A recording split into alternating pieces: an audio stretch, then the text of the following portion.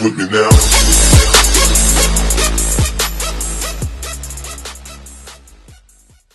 Salut Thomas, ravi que tu sois avec nous pour cette première interview de gardien qu'on fait pour Keeper Spirit. Alors peux-tu te présenter à tous les internautes et à tous ceux qui vont regarder cette vidéo?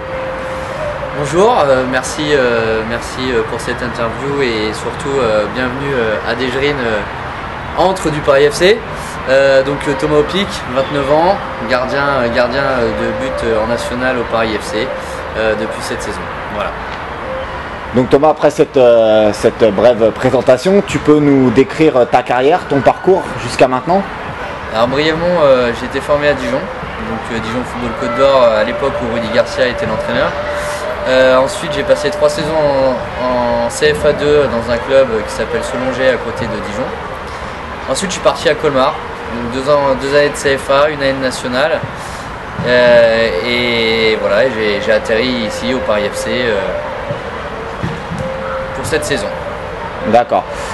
Par rapport à ta saison, tu as grappillé un peu de temps de jeu, ça a été? Oui, bon, je sors d'1 an et demi sans avoir joué suite à une blessure, fracture tibia péroné qui m'a éloigné des terrains pendant un petit moment, avec multiples complications liées à cette blessure. Donc je suis arrivé un peu ici sur la pointe des pieds. Et puis dès le 3e match, j'ai remis un pied dans le milieu et à ce niveau-là, c'était mon objectif. Dès le jour où je me suis blessé, c'était l'objectif de retrouver absolument ce niveau-là. Ça a été fait.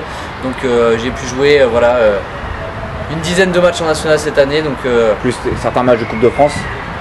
Plus les matchs de Coupe de France. Ouais. Donc ça a été un objectif, on va dire, partiellement rempli dans le sens où en tant que compétiteur, on aspire toujours à jouer un peu plus. Et dès la saison prochaine, l'objectif sera de jouer un peu plus. D'accord. En tant que compétiteur, qui dit compétition dit mental. Toi, le mental, c'est une part importante en tant que gardien de but. Pour les gardiens de but, pour toi et pour les autres gardiens de but, la part du mental, quelle part du mental, le pourcentage de la part du mental dans le gardien par rapport au physique ou quoi que ce soit, ou à la technique pure? De toute façon, je pense que dans un sportif de haut niveau, le mental est primordial. C'est quelque chose qui te permet d'être performant. Si tu n'as pas le mental, tu ne peux pas être performant. Et dans tous les aspects d'ailleurs, que ce soit tactique, technique, physique, il y a une part du mental qui est fondamentale. Donc encore plus dans le poste du gardien de but, parce que c'est un poste à part. C'est quelque chose qui, on est un peu livré à nous-mêmes. On a énormément de responsabilités qui pèsent sur nous, donc forcément l'aspect mental est primordial. Bon, comme moi, comme Loni, comme tout le monde qui vient sur la page ou qui vient regarder les vidéos, tu fais partie de cette famille des gardiens de but. Pour toi, quand tu es gardien, tu penses que c'est un choix qui s'est fait de facto, c'est quelque chose qui était inné d'aller dans les buts, on t'y a mis parce que tu étais nul sur le champ. Raconte-nous un peu pourquoi tu as été gardien et pourquoi tu l'es toujours maintenant. Alors moi, je vais parler de moi, de mon expérience. C'est une petite anecdote assez cocasse dans le sens où, je l'assume pas vraiment, mais c'est marrant. Donc c'est ça qui m'a guidé sur cette voie et qui m'a fait rentrer dans cette fratrie des gardiens de but. J'étais petit, tout simplement pas forcément destiné à être gardien de but. Il faisait beau, il faisait chaud, il y avait des moustiques. J'avais un copain qui avait des gants, qui tapait les moustiques avec ses gants, et j'ai trouvé ça assez marrant sur le moment. Et finalement je suis allé chercher mes gants et je me suis retrouvé là avec des gants sur le terrain, en train de taper les moustiques avec lui. Et c'est à ce moment là que l'entraîneur, l'éducateur à l'époque, est venu et nous a dit voilà nos 2 petits gardiens. Donc pour rebondir là-dessus, j'ai été guidé dans cette voie-là grâce aux moustiques, entre guillemets. Ouais. Mais après, ça m'aurait pas plu, j'aurais tout de suite quitté le poste. Donc il y a forcément aussi une part de moi qui a apprécié ce poste, qui a apprécié les responsabilités, qui a apprécié la singularité de ce poste. Et je pense qu'il n'y a qu'en étant gardien qu'on peut comprendre pourquoi, quel plaisir on peut prendre à plonger partout, au plaisir d'une bonne préhension, etc. Il n'y a que les gardiens peuvent vraiment comprendre ça. Et voilà, c'est juste un ressenti, c'est quelque chose qui m'a touché, moi, voilà, dans lequel j'ai pris mon pied, et nombreux d'entre vous me comprennent. Alors je voulais rebondir sur un point, c'est le mental. On l'avait abordé tout à l'heure d'une manière globale, mais vraiment spécifique aux gardiens. Des fois quand tu as des matchs en jeu, des matchs importants, on m'envoie des messages, comment je peux gérer mon stress, avant certains matchs j'ai peur, je perds mes moyens en match. C'est vrai que le gardien, c'est un poste qui se met une pression, étant donné que l'erreur peut être fatale, elle peut causer un but, hein. Un attaquant qui rate, c'est à côté, il n'y a pas de conséquences, on va dire, directes entre guillemets, mais un gardien il fait une erreur, ça peut avoir but derrière. Donc j'aimerais bien savoir, toi, à ton niveau, au niveau auquel tu joues en national, comment tu arrives à gérer peut-être le stress si tu en as, peut-être que tu n'en as pas, comment tu arrives à gérer les grosses échéances et le facteur stress s'il intervient, comment tu gères tout ça en fait? Je pense que déjà, alors je vais pas rentrer dans les détails, et puis je vais pas non plus parler comme un peu tout le monde. Je pense que c'est important d'avoir de la pression avant match, parce que cette adrénaline nous permet aussi d'être performants, de nous dépasser et d'aller plus loin. Voilà, c'est ce qu'on recherche avant chaque match réellement, c'est dépasser ses limites. Maintenant, surtout ne pas penser négatif. Ça, je veux dire, c'est primordial. Si vous pensez négatif, quoi qu'il advienne, du négatif arrivera. Parce que vous allez rentrer dans une spirale où finalement, l'erreur, elle arrivera, mais plus vous allez y penser, plus l'erreur arrivera. Non, je pense qu'il faut rentrer sur le terrain en voulant être performant, en se disant, voilà, il y a des choses comme l'imagerie visuelle, voilà, juste se voir aussi réaliser des gestes techniques corrects, se voir faire des prises de balles correctes, se voir faire des arrêts. Là, vous allez enclencher quelque chose de positif, et là, ça va être important pour votre match. Ensuite, durant le match, il est important de ne pas cogiter, de ne pas réfléchir, d'être dans le moment présent et d'être dans l'action. Voilà, surtout ne pensez pas à ce qui peut se passer, à ce qui va arriver, ou ne pensez pas à ce qui s'est passé avant. Voilà, juste être dans l'action, ne pas réfléchir, être dans le moment présent et vraiment seulement dans ce moment-là. Et ça, c'est fondamental, parce que c'est là que vous allez gagner du temps sur vos adversaires, c'est là que vous allez gagner du temps dans vos gestes, dans vos interventions. Donc voilà, ça c'est un principe de base au niveau mental qu'il faut relever, et je tiens vraiment à ce que voilà, ceux qui nous regardent y pensent. C'est-à-dire que voilà, dans le match, je suis dans le match, essayez de suivre les actions, être dans le jeu, même si le gardien de but, c'est ça. Voilà, le poste de gardien est compliqué pour cela, dans le sens où on n'est pas tout le temps en action. Alors restez dans l'action en participant au jeu, ne serait-ce que tactiquement, mentalement, en parlant, en agissant, en vous déplaçant au fil avec le bloc, tout simplement. J'ai envie aussi de mettre en exergue quelque chose, tout simplement ne pas... Enfin, il se pourrait que vous fassiez des erreurs, que je fasse des erreurs aussi, ça arrive à tout le monde. Je veux dire, finalement l'erreur est humaine, même si arrivé à un certain niveau, il ne faut pas l'accepter, il ne faut pas accepter l'erreur. Maintenant, il est très important pour votre performance qu'un match ça dure 90 minutes, une saison c'est long aussi, ne pas rester sur cette erreur-là. C'est-à-dire que, comme je dis, faut pas accepter l'erreur, mais finalement, quand elle arrive, faut malheureusement faire avec. Elle est présente, elle est là, accepter l'erreur, hop, et switcher direct. C'est-à-dire, quand j'entends switcher, j'entends par passer à autre chose. Quoi qu'il advienne, ça pourra pas ça pourra être pire si vous restez sur l'erreur. Après, voilà, si vous passez à autre chose, si vous arrivez justement à vous remettre dans un état de performance, et là vous aurez gagné. Donc l'intérêt, c'est l'erreur, elle est là, elle est faite, quoi qu'il advienne, elle sera là. Donc passez à autre chose, hop, c'est terminé, voilà. Replacez-vous dans le présent et ne vivez pas avec le passé. Voilà, ça c'est super important dans un match, parce que vous allez forcément, malgré une erreur, vous allez, quoi qu'il arrive, avoir à faire des interventions, et on va compter sur vous. Voilà, donc c'est important de ne pas rester sur l'erreur et de ne pas focaliser sur celle-ci. J'aimerais avoir ton avis sur la formation actuellement des gardiens, ce que tu en penses, les gardiens au niveau français. Ensuite, le dictat de la taille dans le monde des gardiens de but. Ensuite, l'importance du jeu au pied chez le gardien de but de nos jours, dans le football moderne, hein, comme je l'ai dit. Et aussi ce que tu pensais de l'évolution du matériel, alors que ça soit pour les gardiens, c'est-à-dire la qualité des gants et des matériaux utilisés dans les gants actuellement, et aussi surtout les ballons, l'évolution des ballons, parce qu'il faut savoir que les ballons maintenant ça devient des ballons de plage, on facilite le spectacle et les beaux buts, mais il faut savoir que nous pour les gardiens, ces ballons c'est des véritables poisons. Donc j'aimerais bien que tu répondes à tout ça, que tu nous donnes ton avis. Ça fait beaucoup de choses ça. Alors pour commencer, la formation des gardiens de but. Aujourd'hui, le football moderne, il demande quand même aux gardiens de but d'être décisif. Et il y a quand même un gros rôle à jouer aujourd'hui pour les gardiens de but et par les gardiens de but. Donc forcément, la formation aujourd'hui, elle se développe. Ça a quand même énormément progressé. Et je pense qu'il y a encore énormément de progrès à faire.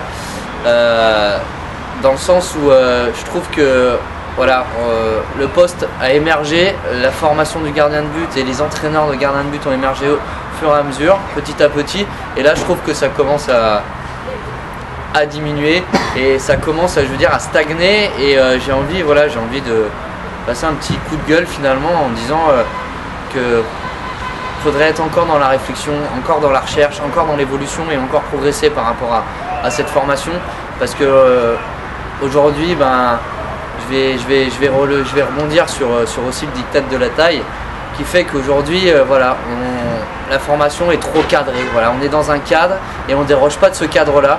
Et le problème, c'est que ça évolue plus.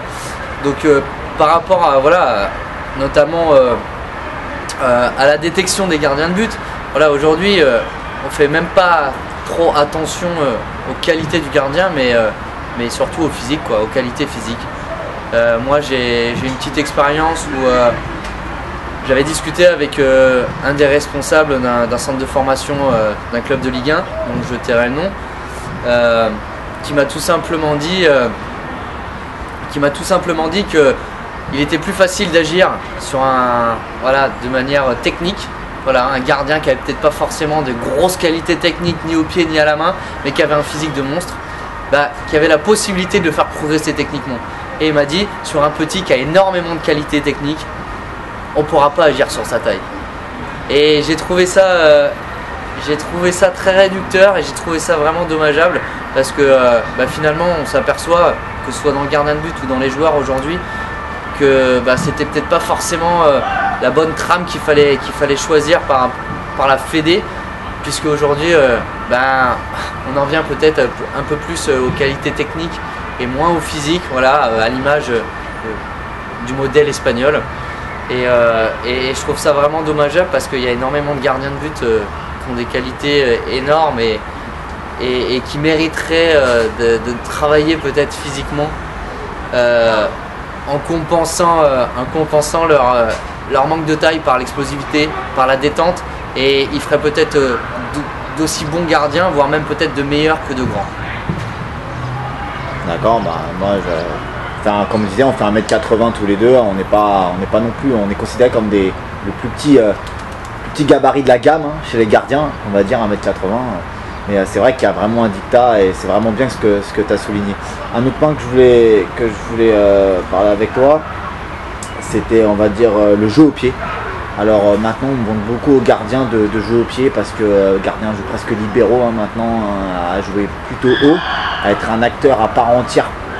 Ça reste un acteur du jeu, mais à plus s'impliquer dans le jeu. Donc t'en penses quoi toi de l'évolution du jeu au pied chez le gardien? Je vais allier ce que je viens de dire juste précédemment avec ce sujet, dans le sens où on a demandé aux gardiens, je sais pas, dans la décennie qui vient de passer, de jouer haut, d'être libéraux, d'avoir un très très bon jeu au pied. Et j'ai l'impression qu'aujourd'hui on commence à revenir justement aux gardiens très proches de sa ligne, et on demande un peu moins aux gardiens de sortir et de prendre des risques au pied. J'ai l'impression les mentalités commencent à changer. Malheureusement, enfin non pas malheureusement, mais je pense qu'il est un gardien libéraux, un gardien qui a un très bon jeu au pied, c'est une plus-value, c'est indéniable. pour une équipe.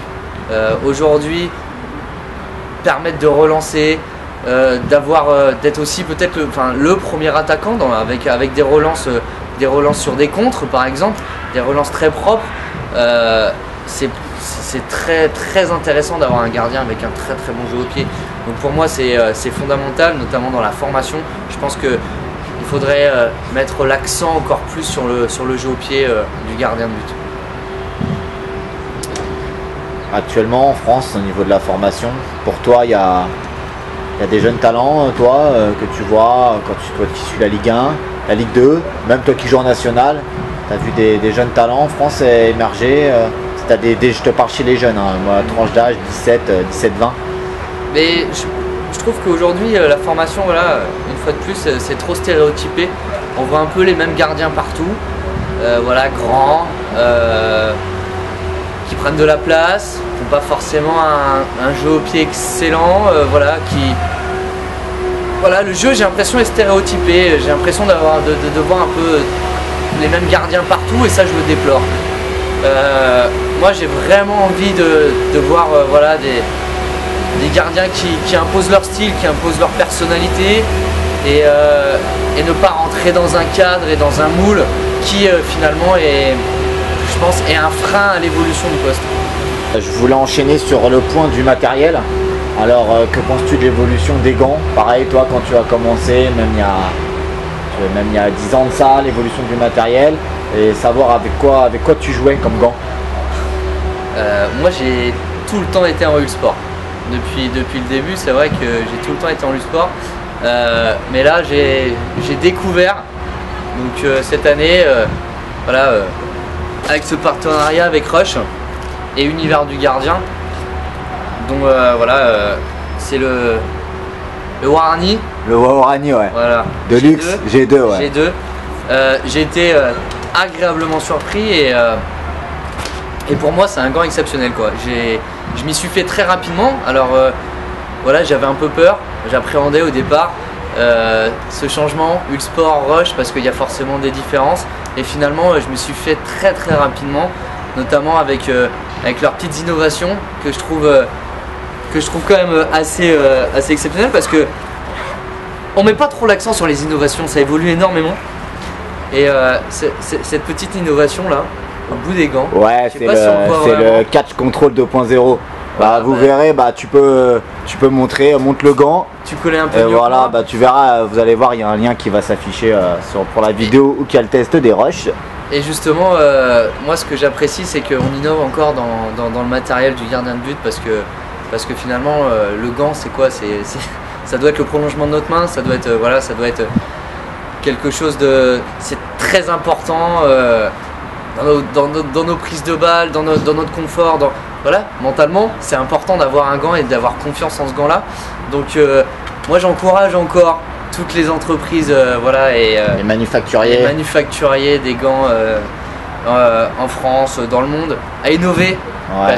Parce que nous on est friands de ça, hein. Toi moi le premier. Voilà, toi le premier. Moi, le premier, en même temps c'est mon fonds de commerce, des gants j'en ai je sais pas combien, mais c'est surtout toi au niveau auquel tu joues, je pense que tu dois ressentir quand même la qualité du matériel, l'usure est plus rapide, donc tu mets vraiment tu utilises vraiment le matériel à son paroxysme.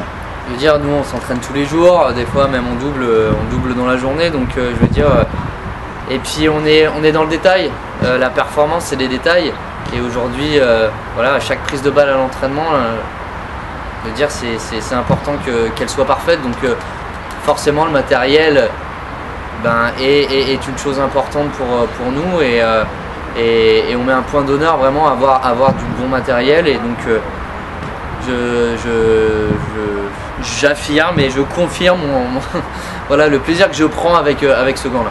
Alors avoir des bons gants c'est bien, il faut aussi attraper des bons ballons, et j'ai remarqué que même les ballons maintenant ça devient un peu des ballons de plage, justement les grandes marques dont je tairai le nom ont tendance, même le nouveau ballon de la Coupe du Monde qui est fait par un très célèbre manufacturier à 3 bandes, pour pas le nommer, ça devient tu sais les ballons de plage penalty, tu sais, en plastique, et en fait ils ont exactement les mêmes trajectoires. Quand on tirait dedans ils avaient tendance à flotter, à partir dans tous les sens en zigzag, et j'ai remarqué que les ballons actuels de compétition et ben ça devient des ballons un peu comme ça, quoi. Et ça devient, même pour les gardiens, c'est un véritable poison.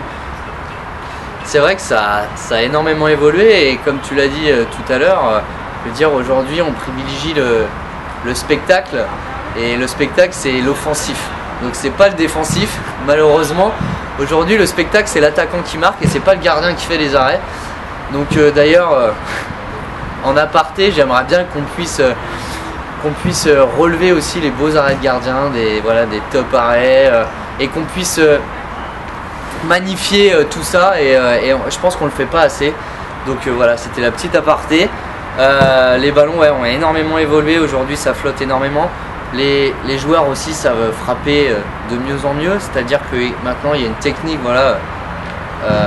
qui est propre à chacun pour faire flotter les ballons. Donc aujourd'hui voilà, il y a l'évolution de la technique, il y a l'évolution des ballons tout ça fait que c'est beaucoup plus compliqué pour les gardiens. Maintenant, je veux dire, on doit s'en accoutumer malheureusement, et c'est vrai que ça complexifie le poste. Donc, faut aussi se rendre compte, voilà, pour tous ceux qui sont pas gardiens de but, essayer d'être peut-être plus indulgent, parce que c'est vraiment pas évident quand ça flotte. On arrive bientôt au terme de cette interview, Thomas. J'aurais aimé savoir quelques petites choses, enfin aussi les internautes aussi. Donc si tu avais eu des influences chez les professionnels, peut-être maintenant, tu en as peut-être encore, des gardiens encore en activité, des influences, ou même quand tu étais petit, quand tu as débuté, tu en as eu? Ouais, forcément, je veux dire, quand on est petit, on s'identifie toujours à des joueurs, à des professionnels, parce que on rêve de ça, donc on a forcément des modèles, et moi, c'est vrai que mon modèle, moi je suis génération 85, donc j'ai commencé avec 90, entre 90 et 2000, c'est là que le football s'est bien installé en moi. Et forcément Bernard Lama a été une grosse influence pour moi. Le chat, je veux dire, pour moi c'était ses envolées quand même spectaculaires. Et puis bon, c'était quand même le gardien de l'équipe de France. Et il avait un style qui était propre à lui. Il avait un style félin. Hein. Voilà, et moi c'est lui qui m'a donné goût au poste de gardien de but et qui m'a toujours fait avancer. Après voilà, ça a évolué au fur et à mesure du temps aussi. Par rapport au jeu, par rapport à mes influences, par rapport à mes objectifs. Forcément il y en a un je me suis aussi identifié, c'est Jérémy Janot, par rapport à ma taille, parce que voilà, forcément j'ai pris modèle sur lui. Lui ça a été finalement une force pour moi, parce que j'ai vu qu'il avait réussi. Gros mental, une force de caractère vraiment exceptionnelle, et c'est ça qui a fait qu'il a fait une grosse carrière. Il a été décrié plusieurs fois par rapport à sa taille, et je pense que c'était pas mérité. Donc moi je me suis toujours identifié à lui. Après voilà, il y a aussi Fabien Barthez pour moi qui était dans son style. Voilà, c'est lui qui a été aussi peut-être l'instigateur du football moderne et du gardien de but moderne, avec un très très bon jeu au pied, avec un gardien qui prenait des risques à jouer haut. Je me suis identifié à ces trois-là, plus particulièrement, et c'est eux qui m'ont fait avancer et qui m'ont encouragé dans cette voie. D'accord. Et actuellement, un petit top 3, là au vu des dernières prestations des gardiens, là actuellement, Casillas qui est en finale de la Ligue des Champions, Thibaut Courtois, le jeune gardien belge. Si tu avais des gardiens que tu aimais bien en ce moment, t'en ai cité que deux parce qu'ils ont été de toute façon j'allais en parler. Les feux de la rampe ces derniers temps. Thibaut Courtois, je veux dire, c'est peut-être un style qui me touche pas forcément. Grand, longiligne, qui prend de la place. Voilà, c'est pas forcément un style qui me touche, mais je veux dire, c'est indéniable. Je veux dire, quand on voit les performances du garçon à son âge, c'est tout bonnement impressionnant. Je veux dire, mentalement, il est présent, il est performant dans les moments les plus où il y a le plus de pression, et il arrive à gérer ça, et à son âge c'est quand même c'est grand coup de chapeau à lui, parce qu'en plus il est vraiment performant. Finale de la Ligue des Champions, il a éliminé le club auquel il appartient. Je veux dire, c'est quand même aussi c'est quand même impressionnant. Donc lui, je pense que s'il continue sur cette lancée-là, ça risque d'être un des grands gardiens de notre ère. Après, Casillas, voilà, dans un tout autre style. Il a roulé sa bosse, lui, déjà. Et puis avec ce qu'il a vécu, c'était peut-être pas forcément évident. Il est toujours présent au haut niveau, régulier. Voilà, j'ai envie de parler d'un gardien régulier au plus haut niveau et ça, je pense que c'est digne des plus grands, tout simplement. Voilà, parlons du roublard, Buffon, t'en penses quoi? Voilà, c'est pareil que Casillas, je veux dire, c'est quelqu'un qui. C'est quoi, 35 ans 36 ans. Je crois que c'est 36, 37, on n'est plus très loin. Aujourd'hui, il est encore au plus haut niveau. Et moi, je trouve ça impressionnant parce que je suis pas sûr que moi, à 36 ans, voilà, à mon niveau, moindre échelle évidemment, mais je suis pas sûr d'être encore à mon meilleur niveau. Et lui, il a su être constant tout au long de sa carrière, être décisif tout au long de sa carrière. Voilà, peut-être que certains diront qu'aujourd'hui, il est un peu en dedans. Maintenant, je pense qu'il a, avec son expérience, il a autre chose. Il a des qualités supplémentaires à ce qu'il avait peut-être à 20 ans. Tu parlais de Bernard Lama. Tu dis Bernard Lama dit PSG. C'est un club que tu aimes bien, le PSG? Oui. Depuis tout petit, voilà, il y a une petite affection qui est liée au PSG. Voilà, je suis pas fanatique ni quoi que ce soit, mais je préfère que mon PSG gagne. Ouais, c'est un petit. Parlant du PSG, Sirigu qui a été nommé meilleur gardien de la Ligue 1 l'année dernière, qui est encore en lice pour avoir le trophée. Alors parle-nous du gardien du Paris Saint-Germain, par exemple. Ça me fait plaisir, parce que c'est, bien sûr, pour ceux qui me connaissent bien, c'est un gardien pour lequel j'ai un fort taux d'affection, on va dire. Donc en tant que supporter du PSG, que pensais-tu de Salvatore Sirigu et peut-être de son avenir avec les Azzurri, avec l'équipe d'Italie? Par rapport au PSG, je pense qu'il a fait une meilleure saison déjà, une meilleure saison là, 2013-2014 par rapport à la précédente, simplement parce que je l'ai senti il s'est plus affirmé. J'ai senti qu'il dégageait beaucoup plus d'assurance, beaucoup plus il s'est imposé cette année, alors que l'année dernière il était peut-être un peu plus en retrait. Et pour un gardien de but, c'est important parce que forcément ça rejaillit sur l'équipe. Il a été beaucoup plus décisif cette année. Voilà, peut-être que c'est aussi forcément un lien de corrélation qui dit plus d'assurance, plus de confiance, peut-être aussi plus décisif, plus performant. Donc aujourd'hui, je pense qu'il mérite encore plus peut-être sa distinction de meilleur gardien de Ligue 1 par rapport à la saison précédente. Donc voilà, après c'est pas forcément évident avec la pression qu'il y a au PSG d'être là et je pense que c'est un des gardiens dans les décennies de la décennie au PSG qui a peut-être le plus assuré et qui a peut-être le plus surmonté cette pression de manière constante et régulière, je m'entends. Ouais, puis. Donc, et par contre, par rapport justement à la sélection, je pense que la formation italienne a énormément évolué au niveau des gardiens de but. Il y a énormément de bons gardiens en devenir. Ça a sorti, je te coupe, ça a sorti du lourd. Ouais. Il y a le petit Simone Scuffet là, qui est très très fort là, qui peut même jouer un billet pour la Coupe du Monde. Donc si tu as suivi.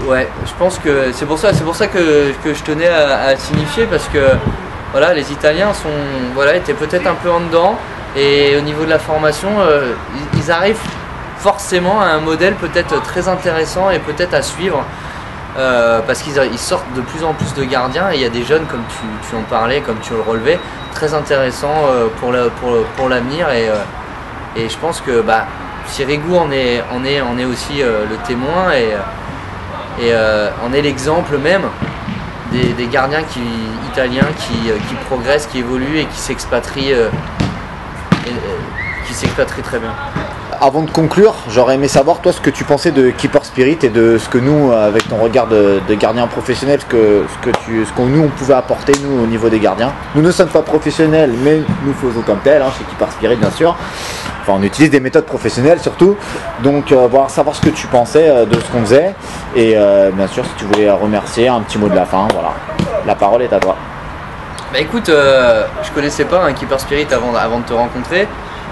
Donc j'ai découvert ça avec beaucoup de curiosité, parce que c'est rare des mecs comme toi, notamment avec ton collègue Lonis, c'est ça? Ouais, c'est ça. Voilà. Ton collègue Lonis qui voilà, c'est rare de trouver des gens qui prennent des initiatives, qui font des essais de gants, qui le font aussi finalement par passion. Et tiens, je tiens vraiment à le relever, vous le faites par passion et tu le fais avec passion, tu le fais avec cœur, et on le sent vraiment dans vos vidéos. Et je pense que on attendait ça un peu sur la toile, parce qu'il n'y a pas énormément d'essais de gants. Surtout la manière dont vous le traitez, avec un petit ton décalé. Ouais, c'est le format. On a été inédit dans le format. Ça n'avait jamais été fait. Des tests de gants, il y en a beaucoup à l'étranger, tu sais, en vidéo étrangère. Mais moi, on voulait avoir quelque chose d'inédit dans le format. Ravi que ça te plaise alors. Non, mais voilà, je pense qu'il faut encourager toutes les initiatives qui sont prises pour le gardien de but, pour tous les gardiens dans les clubs amateurs, parce qu'ils sont souvent délaissés, souvent mis de côté.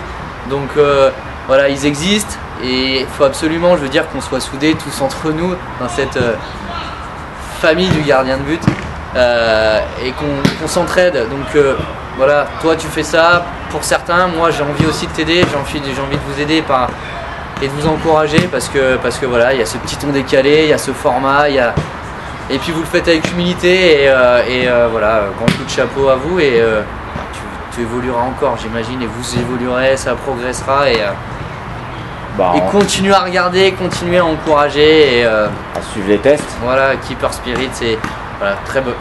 Voilà, c'est très bien. Voilà. Je remets un petit remerciement. Écoute, merci d'être venu. Merci pour le temps que tu as passé avec moi, et puis au plaisir. On se retrouvera dans d'autres vidéos, j'imagine. Des vidéos, voilà, tutoriels. Donc je participerai, voilà, avec grand plaisir à ces tutos. Que dire de plus que merci, et puis longue vie à Keeper Spirit.